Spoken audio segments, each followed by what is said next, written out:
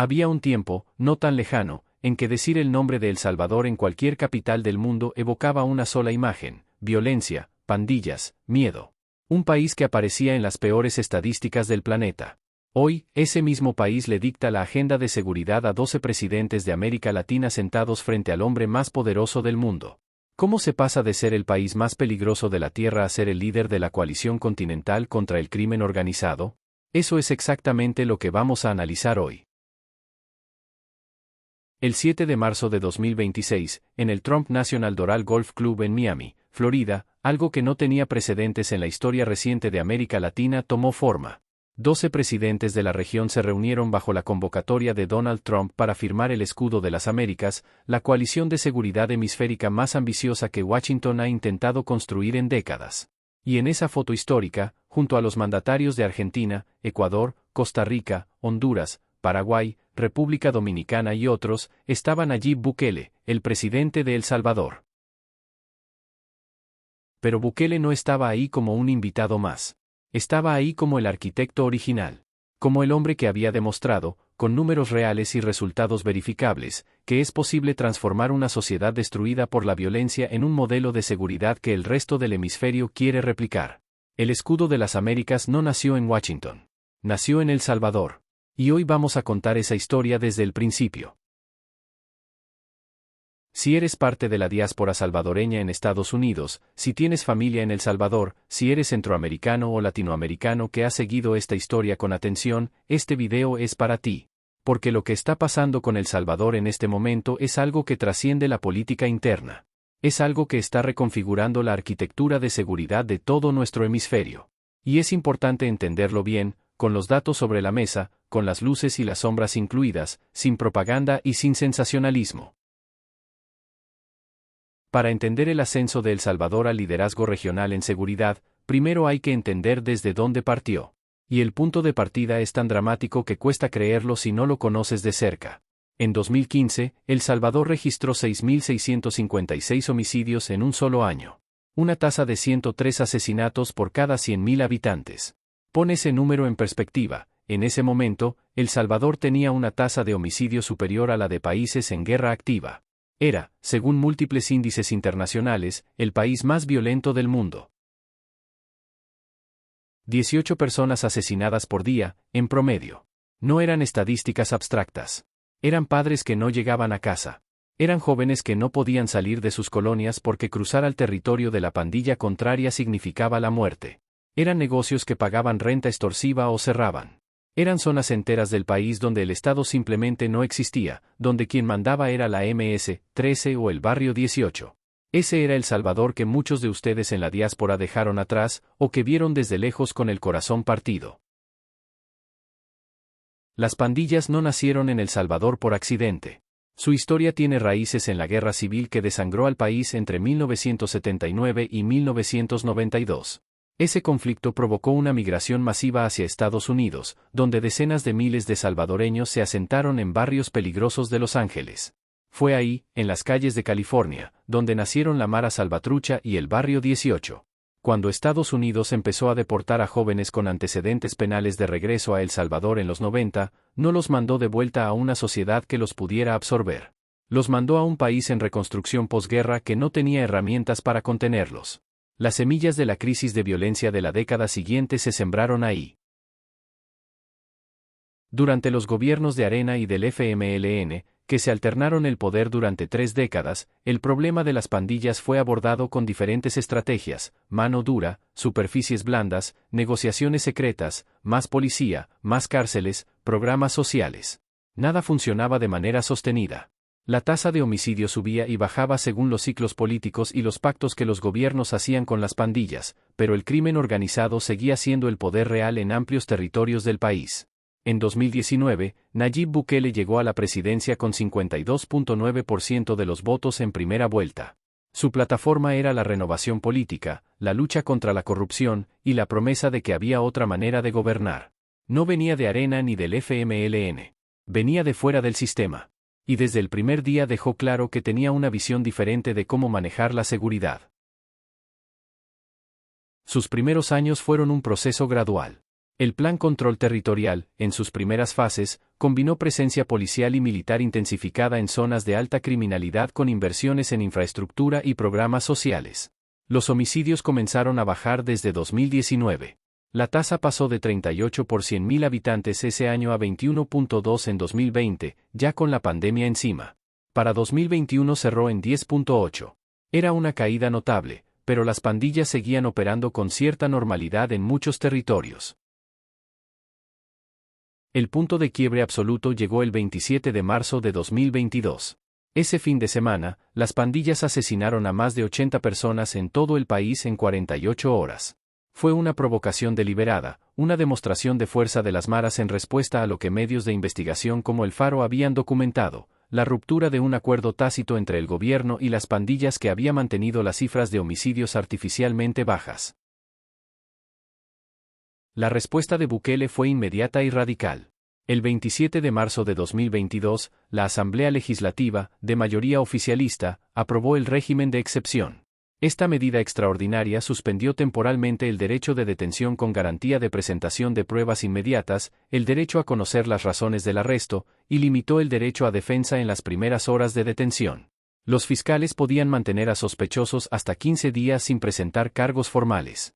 Y la Policía Nacional Civil y las Fuerzas Armadas recibieron carta blanca para operar en los territorios dominados por las pandillas. Lo que siguió fue una operación de captura masiva sin precedentes en la historia latinoamericana reciente. En los primeros meses, miles de personas fueron detenidas. Para enero de 2024, según cifras oficiales, el número de detenidos bajo el régimen de excepción superaba los 75.000. Para 2025, esa cifra había llegado a más de 84.000 personas privadas de libertad bajo esta medida. El resultado en términos de homicidios fue espectacular. En 2022, el año del régimen de excepción, El Salvador cerró con 495 homicidios, una tasa de 9.7 por 100.000. En 2023, con 154 homicidios y una tasa de 2.4, el país se convirtió en el más seguro de América Latina. En 2024, el número bajó a 114, con una tasa de 1.9 por 100.000. Y en 2026, según el contexto del documento, El Salvador registró apenas 82 homicidios en todo el año, con una tasa de 1.3 por 100.000 habitantes. Ponle eso en perspectiva con el número de partida. En 2015, 6.656 homicidios. En 2025, 82. Eso es una reducción del 98% en 10 años. Según el análisis de Inside Crime, publicación especializada en crimen organizado en América Latina, ningún país en la región experimentó una caída tan drástica en sus tasas de homicidios en el mismo periodo. El Salvador es literalmente un caso sin precedentes en la historia de la seguridad latinoamericana contemporánea. El Departamento de Estado de los Estados Unidos validó esa transformación de una manera muy concreta. En 2025, cambió la clasificación de alerta de viaje para El Salvador del nivel 2 al nivel 1, el más seguro posible. Es el mismo nivel que tienen países como Noruega, Suiza o Japón.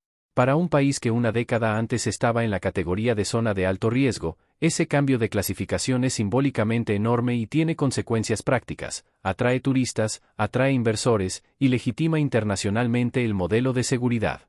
Pero los números de homicidios, aunque contundentes, solo cuentan parte de la historia. Lo que importa entender es cómo esa transformación estadística se tradujo en la vida real de los salvadoreños comunes. Y ahí es donde el relato se vuelve profundamente humano. Las comunidades que vivían bajo el control de las pandillas, donde los niños no podían jugar en la calle, donde los jóvenes eran reclutados por la fuerza, donde los dueños de negocio pagaban extorsión o cerraban, esas comunidades empezaron a experimentar algo que para muchos era desconocido, la normalidad. La gente podía salir de noche. Los niños podían ir a la escuela sin pasar por territorios de pandillas. Los comercios podían operar sin pagar renta a las maras. En términos de turismo, el impacto es medible con datos concretos. Según la Organización Mundial del Turismo, ONU Turismo, El Salvador fue el segundo país del mundo con mayor crecimiento turístico entre 2019 y 2024, solo superado por Qatar. En 2024, el país recibió 3.900.000 turistas internacionales, un 17% más que el año anterior. Los ingresos por turismo superaron los 2.721 millones de dólares solo en los primeros 3 trimestres de ese año. Y en 2025, esa tendencia continuó, más de 4 millones de visitantes y más de 3.600 millones de dólares en ingresos turísticos, un 7% más que el año anterior. Para la diáspora salvadoreña en Estados Unidos, esta transformación tiene un significado especial. Muchos de ustedes que nos ven desde California, Texas, Nueva York, Maryland o Virginia, se fueron de El Salvador precisamente por la violencia. Se fueron porque no había futuro posible bajo la sombra de las pandillas. Y ahora, por primera vez en décadas, el 40% del total de turistas que llega a El Salvador proviene de Estados Unidos. Muchos de ellos son salvadoreños de la diáspora que vuelven a mostrar su país a sus hijos, a sus parejas, a sus amigos norteamericanos. Eso no es un dato menor. Es una historia de reconciliación entre una nación y su diáspora. Las remesas también cuentan parte de esta historia. En 2025, los salvadoreños en el exterior enviaron a su país más de 10.000 millones de dólares, batiendo récord histórico. Eso equivale al 27.3% del PIB nacional, uno de los porcentajes más altos de toda América Latina. Ese flujo de dinero, que viene principalmente de Estados Unidos, sostiene a cientos de mil familias salvadoreñas y es el pilar más sólido de la economía del país. En infraestructura, el gobierno de Bukele ha apostado por megaproyectos que buscan transformar la conectividad del país, el Aeropuerto Internacional del Pacífico, el Viaducto Francisco Morazán, la modernización del Centro Histórico de San Salvador, el proyecto Surf City a lo largo de la costa. El sector construcción fue el principal motor de crecimiento económico en 2025, con expansiones del 27.15% en el tercer trimestre. Todo ese dinamismo se da sobre un piso que antes no existía, la seguridad. Y fue sobre ese piso de seguridad que Bukele empezó a construir algo más grande que El Salvador. Empezó a pensar en exportar el modelo, en convertir la experiencia salvadoreña no solo en un logro interno sino en un referente regional. El 27 de diciembre de 2025, en la residencia de campo de la Presidencia de El Salvador a orillas del lago de Coatepeque, a unos 60 kilómetros al oeste de San Salvador, Bukele recibió a Rodrigo Chávez, el presidente de Costa Rica. Fue una reunión que tuvo mucho más peso simbólico del que los titulares de ese día le dieron. Porque ahí, a la orilla de ese lago, los dos presidentes firmaron el memorando que fundó el Escudo de las Américas. Piensa en lo que significa eso. Costa Rica es un país con una historia de neutralidad y desmilitarización que se remonta a 1948. Es el país centroamericano que abolió su ejército hace más de 70 años y que convirtió esa decisión en parte de su identidad nacional.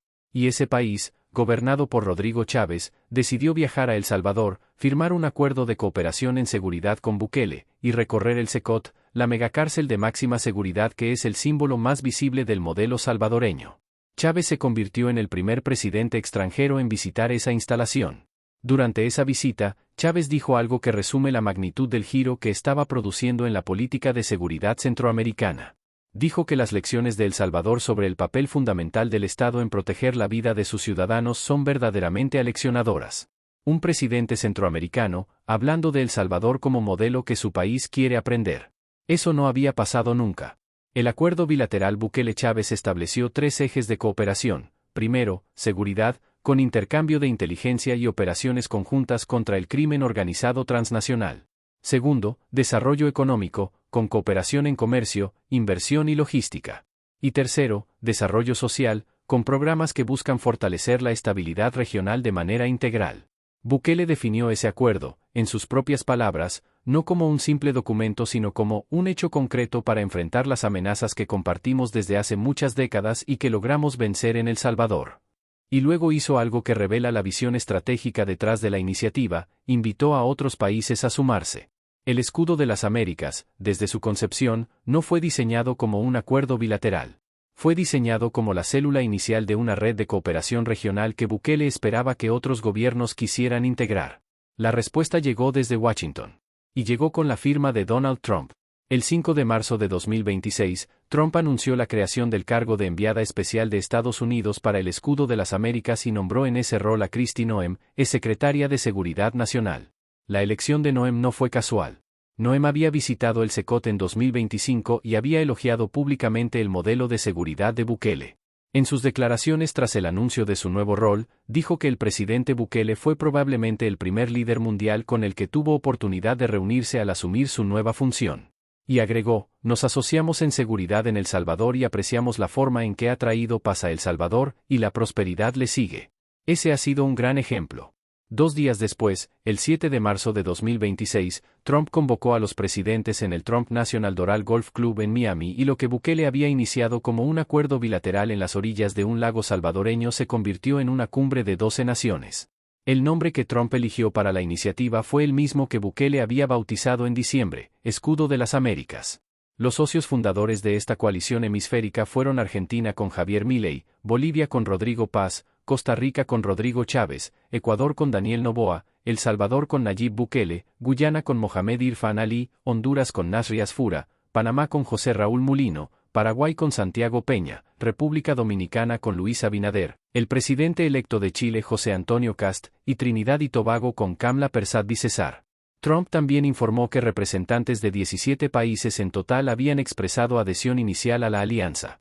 Según el informe de Infobae, la arquitectura diplomática y militar del Escudo de las Américas fue diseñada por Marco Rubio como secretario de Estado y Pete Hegseth como secretario de Defensa, bajo las órdenes directas de Trump.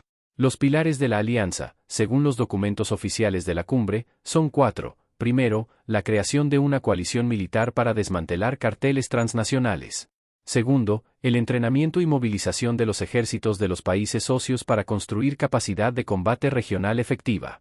Tercero, la contención de amenazas externas, incluyendo influencias extranjeras como la presencia de China en la región. Y cuarto, la coordinación en materia de inteligencia, control de fronteras y flujos migratorios irregulares. Trump en su discurso inaugural de la cumbre fue directo, con el estilo que lo caracteriza. Dijo, venimos para anunciar una nueva coalición militar para erradicar los carteles y la delincuencia. Y comparó el objetivo con otra campaña militar, así como erradicamos a ISIS en Medio Oriente, tenemos que erradicar a los carteles acá. No es lenguaje diplomático de sala de reuniones. Es lenguaje de movilización. El hecho de que Trump eligiera el nombre que Bukele había creado, el hecho de que la enviada especial de la administración describiera a El Salvador como el gran ejemplo, el hecho de que la cumbre incluya a países que nunca antes habían tenido este nivel de cooperación en seguridad con Washington, todo eso es consecuencia directa del trabajo que Bukele hizo en los 6 años anteriores. El Escudo de las Américas no es una iniciativa de Trump a la que El Salvador se sumó. Es una iniciativa de El Salvador que Trump adoptó y escaló. Analistas políticos que siguen la dinámica regional han comenzado a usar un término en inglés para describir el modelo salvadoreño dentro del Escudo de las Américas, Gold Standard. En español, el patrón de oro. La referencia de máximo nivel. Y eso lo dice algo tan serio como Infobae en su análisis de la cumbre. El modelo de seguridad de Bukele es el Gold Standard para la administración Trump en América Latina. ¿Qué significa ser el Gold Standard en este contexto?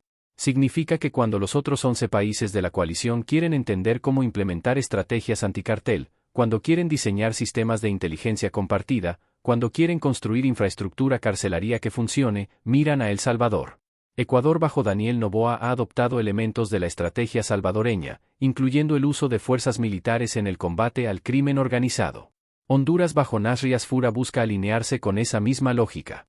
Costa Rica, cuya desmilitarización era un emblema nacional, firmó el primer acuerdo bilateral del Escudo de las Américas con Bukele. Pero hay algo aún más revelador sobre el liderazgo de El Salvador dentro de esta coalición. Fíjate en lo que hicieron y lo que no hicieron en Doral. Los otros presidentes llegaron como socios. Bukele llegó como el único que ya había ejecutado el modelo que todos los demás quieren adoptar. Hay una diferencia enorme entre decir que vas a hacer algo y demostrar que ya lo hiciste. El Salvador lo hizo. Los números son su credencial. El analista de seguridad Carlos Solar del Royal United Services Institute señaló en declaraciones recogidas por la BBC que la cumbre busca abrir un nuevo marco de alianzas con gobiernos que no habían tenido un vínculo estrecho con Estados Unidos en materia de seguridad.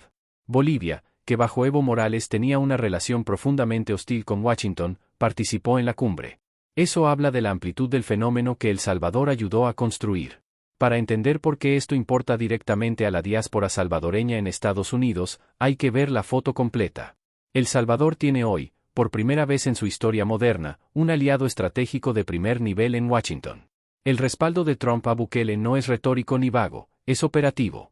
Es el acuerdo para recibir deportados con antecedentes criminales en el SECOT. Es la cooperación en inteligencia policial. Es la invitación al desayuno nacional de oración donde Trump llamó a Bukele una de sus personas favoritas frente a más de 100 líderes políticos y religiosos. Ese nivel de relación bilateral tiene consecuencias concretas para los 2,5 millones de salvadoreños que viven en Estados Unidos. Por un lado, que el gobierno de El Salvador tenga acceso privilegiado a la Casa Blanca da a Bukele capacidad de plantear temas que afectan a la diáspora directamente, como el estatus migratorio, las condiciones de los consulados o los programas de vinculación económica con el país. Por otro lado, el acuerdo de deportaciones y la cooperación en seguridad tiene implicaciones que el gobierno salvadoreño tendrá que seguir gestionando con cuidado para proteger los derechos de todos los involucrados. El tema del estatus de protección temporal, TPS, sigue siendo un frente abierto. La relación fluida entre Bukele y Trump no ha resultado todavía en una extensión formal del TPS para los salvadoreños. La comunidad de la diáspora permanece vigilante sobre ese asunto, y es un tema que requiere seguimiento continuo independientemente de los logros diplomáticos en materia de seguridad. En el plano geopolítico más amplio, el escudo de las Américas tiene una dimensión que va más allá de los carteles. La estrategia de seguridad nacional de la administración Trump identifica como uno de sus objetivos en América Latina reducir la influencia económica y política de China. Todos los países que participaron en la cumbre de Doral son, en mayor o menor medida, aquellos que están dispuestos a tomar distancia de Beijing o al menos a no profundizar esa relación. La ausencia de México, Colombia y Brasil, los 3 países con mayor peso económico de la región después de Estados Unidos, es significativa y refleja las tensiones políticas entre esos gobiernos y Washington. El analista Juan Luis Manfredi, profesor de periodismo y estudios internacionales, advirtió en declaraciones a la BBC que la iniciativa difícilmente podrá consolidarse sin la participación de esos países, dada su importancia en las dinámicas regionales del narcotráfico y la migración. Es un punto válido que el propio modelo del escudo de las Américas tendrá que resolver en los próximos años. Hasta aquí hemos contado el ascenso. Pero un análisis honesto no puede ignorar los costos y las críticas serias que acompañan esta historia. Y son críticas que vienen de instituciones internacionales con mandato legal, no de opositores políticos con agenda partidaria. La Oficina del Alto Comisionado de las Naciones Unidas para los Derechos Humanos documentó en mayo de 2025 que al menos 245 venezolanos y unos 30 salvadoreños deportados por Estados Unidos a El Salvador permanecían sin contacto con sus familias o abogados, recluidos en el SECOT bajo el acuerdo de deportaciones entre los dos gobiernos. El alto comisionado señaló que muchos de ellos no habían enfrentado ningún proceso legal que determinara culpabilidad. Human Rights Watch publicó en noviembre de 2025 un informe documentando las condiciones de los venezolanos deportados al SECOT. Ese informe describió condiciones que incluían incomunicación prolongada, alimentación inadecuada, acceso limitado a atención médica, y en algunos casos formas de maltrato que violan las reglas Mandela de las Naciones Unidas para el tratamiento de reclusos. Amnistía Internacional y la Comisión Interamericana de Derechos Humanos emitieron llamados similares. Dentro del modelo del régimen de excepción salvadoreño, la organización Cristosal documentó más de 200 muertes en custodia durante los primeros años de aplicación. Y medios de investigación nacionales como El Faro señalaron que los cambios en la metodología de registro de homicidios en 2019, antes incluso del régimen de excepción, crearon zonas de opacidad en las estadísticas oficiales. Los cuerpos de presuntos pandilleros muertos en enfrentamientos con la policía no se contabilizaban como homicidios, lo que infla la magnitud de la caída real. El Banco Mundial señaló en su panorama de El Salvador de 2025 que la deuda pública del país alcanzó su punto máximo en 88.9% del PIB en 2024, con un déficit fiscal que sigue siendo un desafío estructural. El acuerdo de 40 meses con el FMI firmado en febrero de 2025 implica compromisos de disciplina fiscal que el gobierno tendrá que balancear con sus ambiciosas políticas de inversión en infraestructura. Los economistas señalan que el crecimiento promedio de 2.6% en 2024 y proyectado de 2.5% para 2025 es positivo pero moderado para un país que necesita generar empleos de calidad de manera acelerada. La concentración de poder en el Ejecutivo, la reducción del espacio para la oposición política, y las preguntas sobre la independencia de los poderes del Estado son críticas que Freedom House y otros observadores de democracia han documentado en sus índices anuales. Desde el año 2021, cuando una mayoría oficialista en la Asamblea destituyó a los magistrados de la Sala de lo Constitucional y al fiscal general, hay preguntas abiertas sobre los mecanismos de contrapeso institucional en El Salvador que no tienen respuesta fácil. El gobierno de Bukele responde a estas críticas con argumentos que también tienen sustento empírico. Dice que El Salvador enfrentaba una emergencia existencial, las pandillas controlaban territorios enteros, mataban con impunidad, y el Estado era incapaz de garantizar el derecho más básico de los ciudadanos, que es el derecho a vivir. Bajo ese argumento, medidas extraordinarias eran la única respuesta posible. Y añade el argumento de la legitimidad democrática. Los niveles de aprobación de Bukele en encuestadoras como Sid Gallup y el UDOP de la UCA se mantienen consistentemente por encima del 80%. Los ciudadanos salvadoreños que vivían con miedo perciben el régimen de excepción como liberación, no como represión. Esta tensión entre resultados de seguridad verificables y preguntas sobre el costo humano y democrático del modelo es el corazón del debate internacional sobre El Salvador. No tiene respuesta simple. Y cualquier análisis que pretenda que sí la tiene, ya sea para defender todo sin matices o para criticar todo sin reconocer los logros, no está siendo honesto con la complejidad de lo que ocurrió. Pero volvamos al presente y miremos hacia adelante. El escudo de las Américas como coalición es una apuesta. Es la mayor apuesta geopolítica que El Salvador ha hecho en toda su historia moderna. Y el éxito de esa apuesta dependerá de varios factores que vale la pena examinar. Primero, la sostenibilidad del modelo interno. El régimen de excepción en El Salvador no puede ser una medida permanente indefinidamente sin generar costos institucionales crecientes. El gobierno tendrá que demostrar que puede mantener los índices de seguridad mientras avanza hacia una normalización del sistema judicial que garantice el debido proceso. Ese es el desafío más inmediato y más delicado. Segundo, la escalabilidad del modelo a otros países. Lo que funcionó en El Salvador, un país de menos de 7 millones de personas, con una historia particular de pandillas con origen en Los Ángeles, no es automáticamente trasplantable a Ecuador, Honduras o Paraguay, que tienen dinámicas criminales distintas. El escudo de las Américas necesitará desarrollar marcos de cooperación que se adapten a las particularidades de cada contexto nacional sin perder la coherencia regional. Tercero, la permanencia del respaldo de Washington. La relación entre Bukele y Trump es genuinamente cálida y estratégicamente beneficiosa para ambas partes. Pero las administraciones cambian. El escudo de las Américas necesitará desarrollar institucionalidad propia que pueda sobrevivir a los ciclos políticos en Estados Unidos. De lo contrario, corre el riesgo de ser tan dependiente del patrón político en Washington que cada cambio de administración lo ponga en cuestión. Cuarto, la inclusión de los grandes ausentes. México, Colombia y Brasil no estuvieron en Doral. Sin ellos, cualquier alianza de seguridad hemisférica tiene límites estructurales. Los carteles más grandes que afectan a la región, el Cártel Jalisco Nueva Generación, el Cártel de Sinaloa, el Clan del Golfo, operan primordialmente desde países que no participaron en la cumbre. El escudo de las Américas tendrá que encontrar mecanismos para incorporar a esos actores, con o sin alineación ideológica plena con Washington. Quinto y fundamental, el desarrollo económico que acompañe la seguridad. La pregunta más importante para el futuro de El Salvador no es si logró bajar los homicidios. Eso ya está probado. La pregunta es si puede convertir esa seguridad en prosperidad sostenida que genere empleos, reduzca la pobreza estructural y dé oportunidades reales a una generación de jóvenes salvadoreños que no quieren emigrar sino quedarse a construir su país. Eso requiere crecimiento económico de 4, 5, 6% anual sostenido. Requiere diversificación productiva. Requiere reducción de la deuda pública. Y requiere que el turismo y la inversión que hoy llegan a El Salvador se transformen en cadenas de valor que impacten a las comunidades más vulnerables. Había un tiempo, no tan lejano, en que El Salvador aparecía en los mapas del mundo como un punto rojo de peligro en el centro de Centroamérica. Hoy aparece en la fotografía que define la agenda de seguridad del hemisferio occidental. Ese cambio es real. Está documentado. Está en las estadísticas de homicidios, en los rankings de turismo de la ONU, en la página web de la Casa Blanca, en los comunicados oficiales del gobierno más poderoso del planeta. Y es un cambio que tiene nombre y apellido, Nayib Bukele. Un hombre que rompió con el sistema político de su país, que tuvo la audacia de proponer que había otra manera de gobernar, y que ejecutó una estrategia de seguridad que nadie antes había logrado en la historia reciente de América Latina. Eso no quita las preguntas legítimas que existen sobre cómo se ejecutó esa estrategia. Las preguntas de derechos humanos, de debido proceso, de concentración de poder, son preguntas que una democracia sana debe poder hacerse y que El Salvador deberá responder en los próximos años. Pero lo que no se puede negar es el resultado.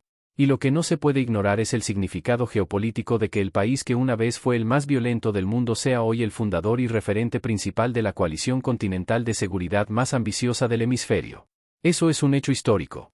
Y la historia, independientemente de lo que pase en el futuro, ya lo registró. La pregunta que te dejo a ti, que me has acompañado durante todo este análisis, es la siguiente: ¿Crees que el modelo salvadoreño puede realmente transformar la seguridad en otros países de la región? ¿Crees que el escudo de las Américas tiene la solidez institucional para sobrevivir más allá de la administración Trump?